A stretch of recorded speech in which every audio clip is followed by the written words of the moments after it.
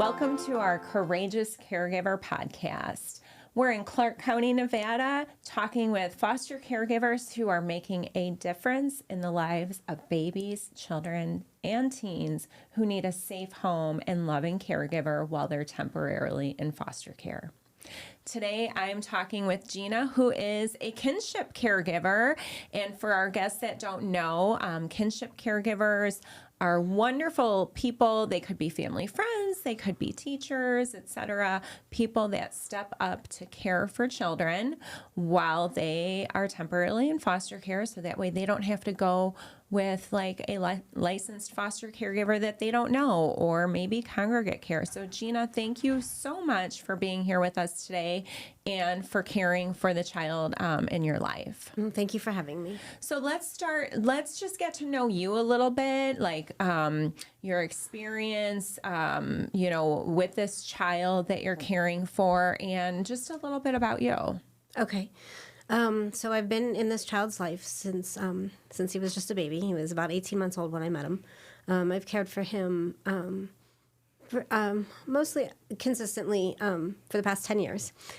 He's an amazing kid, and we've had, we really have bonded and have a very close relationship.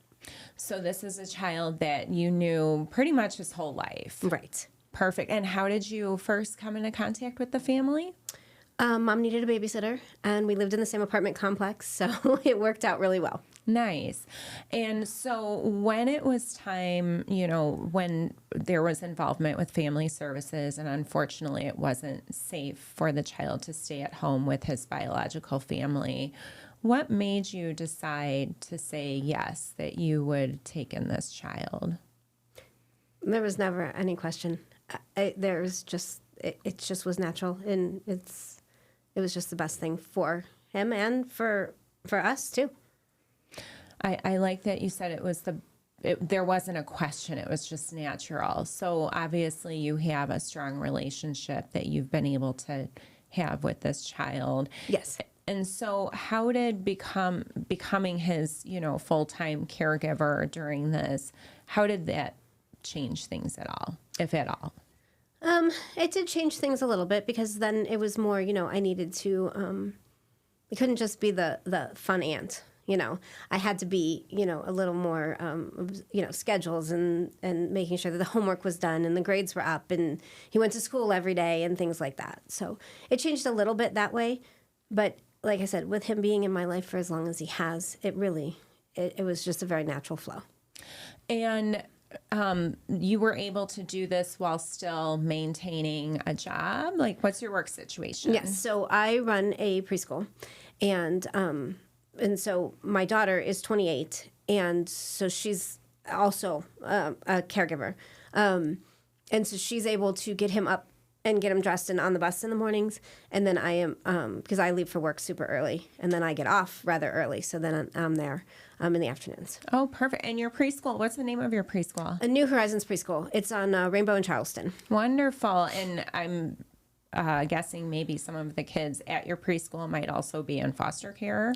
Yes, we actually have an adoption that is going to be finalized next week. Oh, that's so exciting. Thank Yes. you for all the work that you're doing, not only for this, child that's in your care, but also for all of the kids at your preschool too. You really do play a role in our community to ensure children's safety. So thank you for everything that you do, Gina. Absolutely. It's my joy. I love kids. I have to work with them. I tried to step back from it at one point in my life, and it just didn't work out. You can tell from the smile on your face and the warmth in your voice that, kids are definitely a priority in your life. Absolutely. So when you became a caregiver and there was involvement with family services, Yes.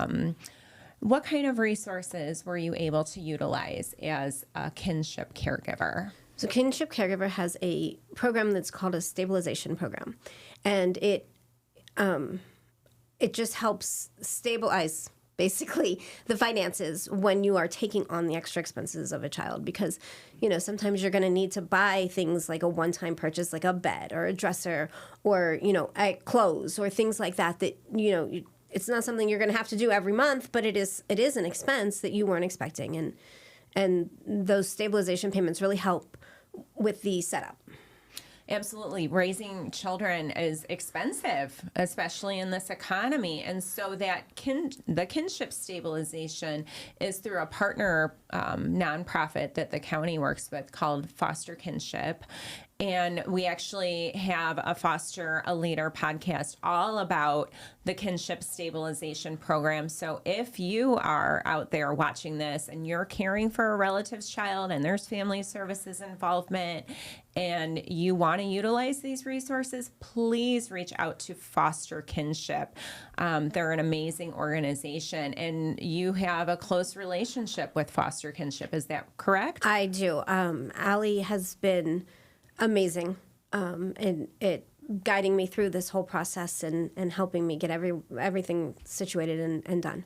So what did you, so I understand, like, you have gone through the licensing process, really, to become a licensed foster caregiver then. Yes, we did do that. And the two people that helped, can I say their names? Sure. Okay, so Alberto was with us through the paperwork process, and he was super helpful and got us all the answers we needed, and we got all the paperwork turned in. He was even able to get us in expedited classes so that we could get the classes done faster, so that we could get the license faster. And then Brittany came out and did our in-home inspection, and even though I had fire extinguishers in the house, they were too small, so she brought bigger ones, and was just amazing.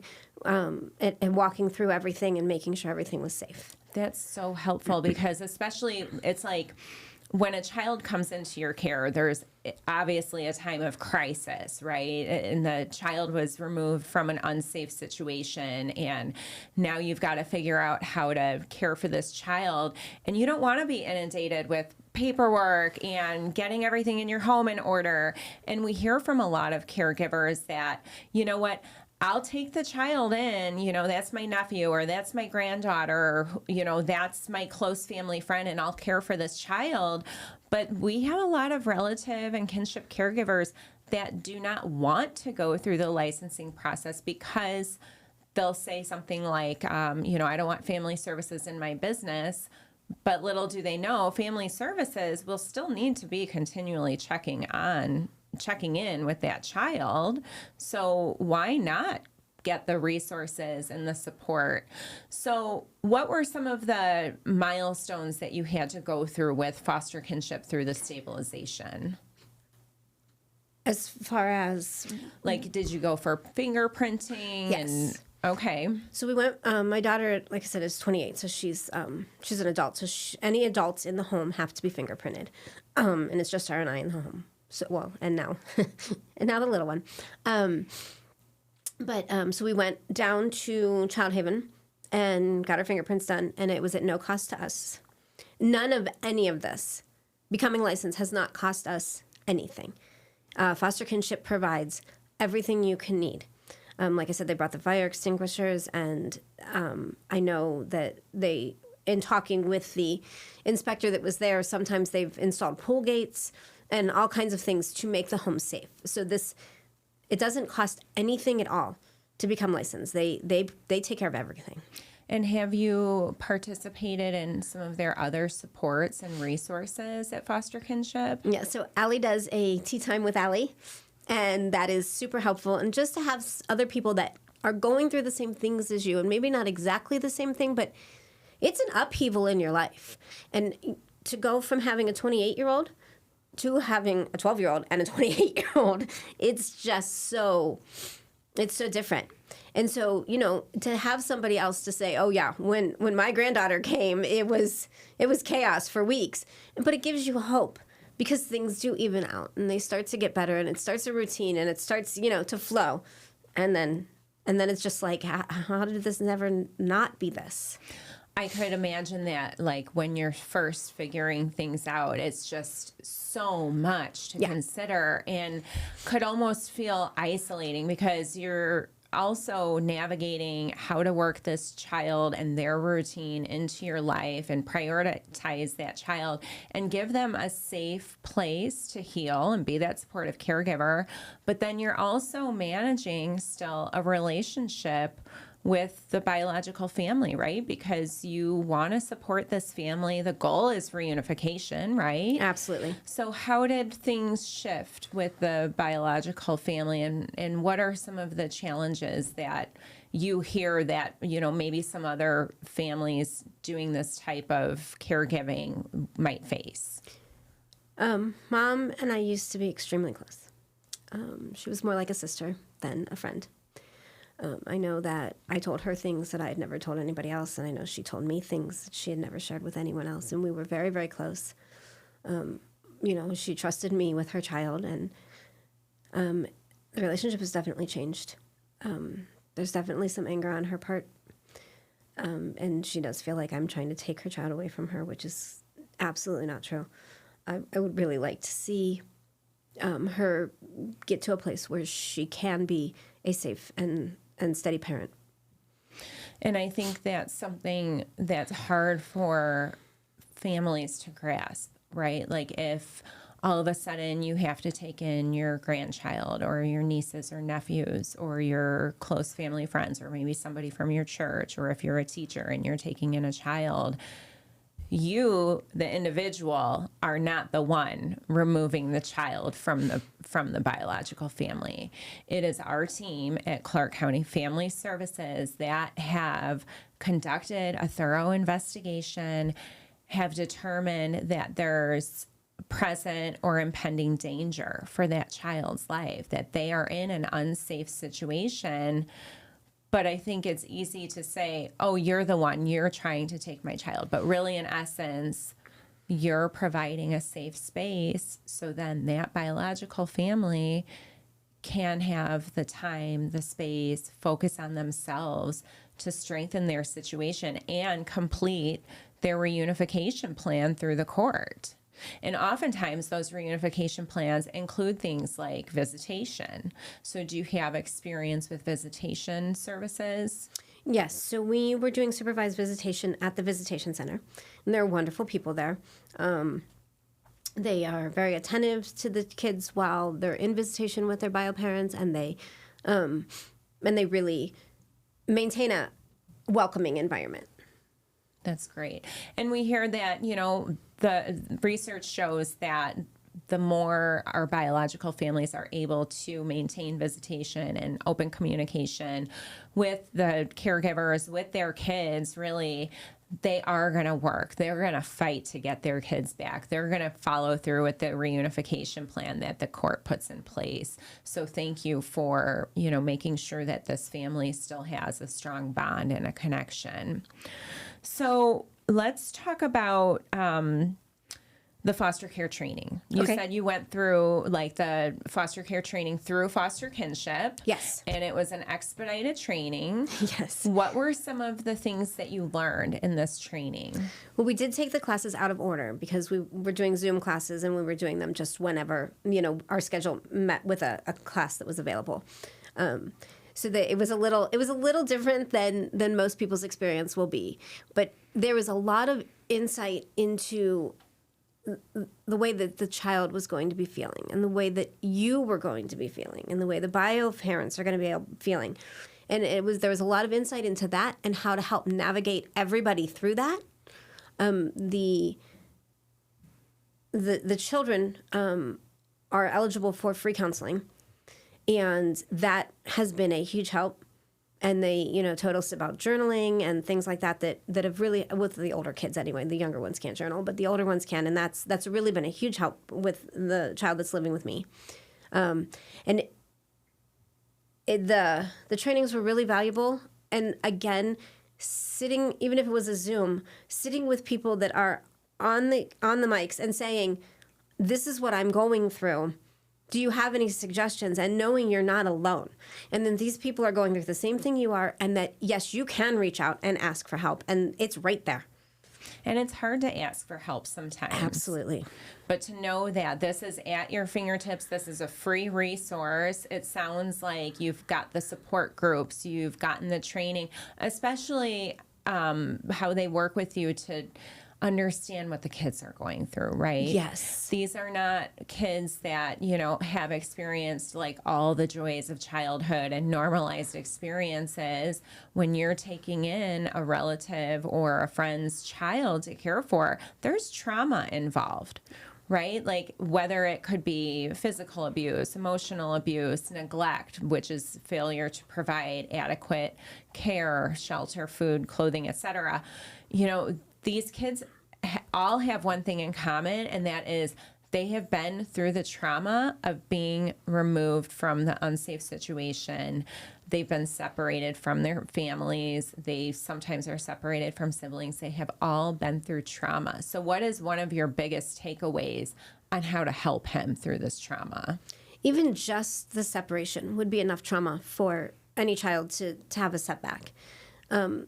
We have a safe word that helps him remember that he can tell us anything and that nothing bad is going to happen. And that really helps him refocus and realize that, yeah, he's in a safe space and it's okay to talk. I have told him numerous times that he never has to tell me, he doesn't have to tell me anything, but he can tell me everything.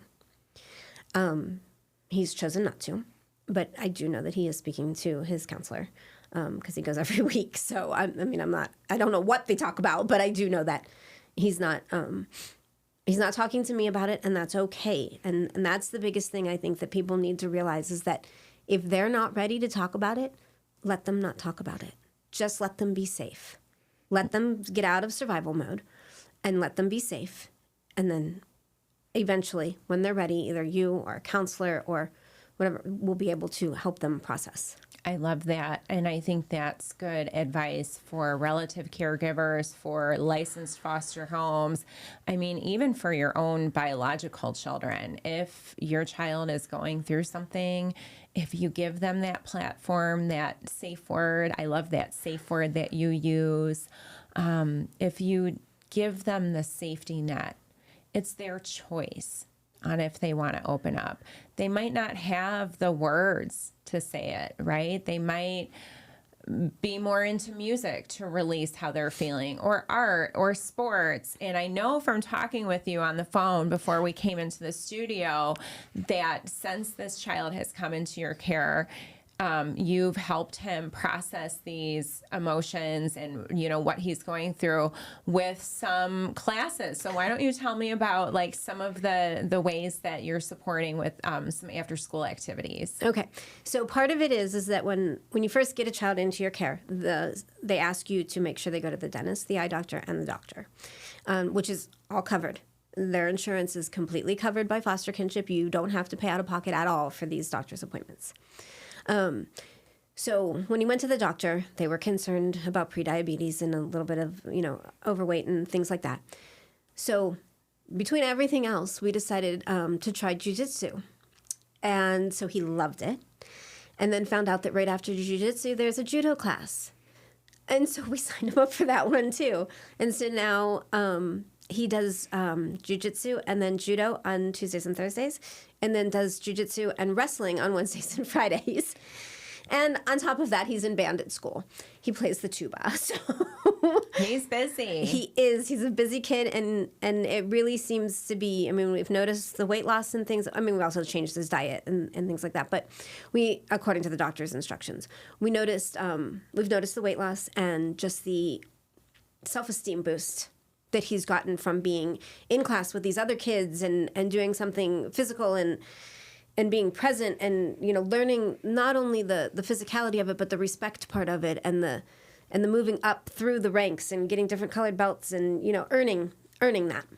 That's such a huge confidence booster. It's a good way for kids to, understand their body. It's a great way to relieve stress. Absolutely. And the stabilization grants were able to help us get him started in that because the uniforms are not cheap. The membership isn't bad. Can I say the name of the place? Sure. That he goes? He goes to Atlas Grappling, and their memberships are not totally unreasonable.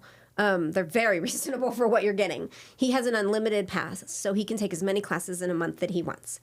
But the startup equipment, the wrestling shoes, and the gis, and the dry fit, underneath stuff. It's expensive. So those stabilization payments were really helpful in being able to get him started in that too. So the stabilization payments really kind of help offset the cost of caring for the child before you become a licensed caregiver. Right.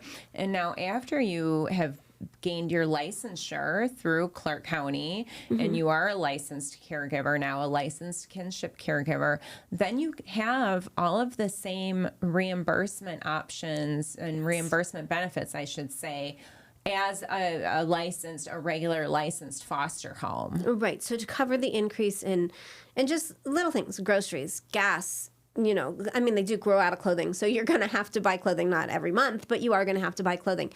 And just little stuff they need for school and things like that. And, you do incur a little bit of expense. However, the reimbursement that Kinship Foster Care offers is substantial enough to cover these. So knowing that we have a lot of relatives out there or kinship caregivers that have very graciously welcomed these children into their lives while the biological families can stabilize their situation. For our kinship and relative caregivers out there who are not seeking the assistance through foster kinship, have no interest in becoming licensed, what's your advice to them after going through all of this? Talk to Allie. Allie is amazing at explaining everything. Talk to Allie and then just do it. Because it doesn't cost you anything. It's not difficult. And it's so rewarding to have that support system behind you. And even if you go to the classes, even if you go on Zoom and you don't say a word, just hearing other people say, this is hard. It gives you that sense of, okay, I'm not in this alone. Even if you don't want to reach out and ask for help, it's okay. And if you are uncomfortable with the payments, because I was having a lot of trouble with that, with being paid to care for this child, we set up a savings account. And anything that we don't use directly to care for him, we put in the savings account. And then when he turns 18, then that savings account would be his. That's wonderful. That's a wonderful use of the reimbursement for the foster care. So let's end on a positive note. Do you have any memorable moments that you want to share with our audience? Every moment with him is memorable. It's such a change to have a 12-year-old again, because I work with little kids and then I have an adult child. So having one in that tween years is just so different, and it just takes you back and you remember stuff and little things he says, and every day is another memory. And it's a wonderful gift that we've been given to be able to make these memories with him. I love that. Are there any final thoughts that you want to share with our audience? Anything we didn't cover today? No, just if you can help a child, help the child. And becoming licensed is going to help you help that child. That your CPS is going to be in your house anyway. So just take the extra steps, get licensed, and let foster kinship help you. One of my favorite sayings is you can't do all the good the world needs, but the world needs all the good you can do. So you can't save every kid, but for the one kid you save, it changes their world. So Gina, it sounds like you take advantage of a lot of the supports that are available to you. Are there any other resources that our caregivers should know about? Absolutely. There's a group called Foster Parent Champions, and they are available to answer questions, to just lend a listening ear, to help direct you to the right resources. And they're amazing. They are just on top of everything. And if they don't know the answer to your question, they will find out for you. So it's never oh, well, I don't know that, so you'll have to call somebody else. It's okay, hold on a minute. Let me get somebody who knows. And they're fabulous. So that's a great resource. Yes, Foster Parent Champions is run through Clark County Family Services. These are foster parents that actually work for the county running the Foster Parent Champion hotline. So I'm really glad to hear that you rely on them. They're amazing, wonderful people that have been through situations that a lot of our caregivers have gone through. So thank you for bringing that to our caregivers' attention. Well, what an emotional day on our Courageous Caregiver podcast. If you are caring for a relative's child or a family friend's child because of involvement with Clark County Family Services with foster care, please consider becoming a licensed caregiver.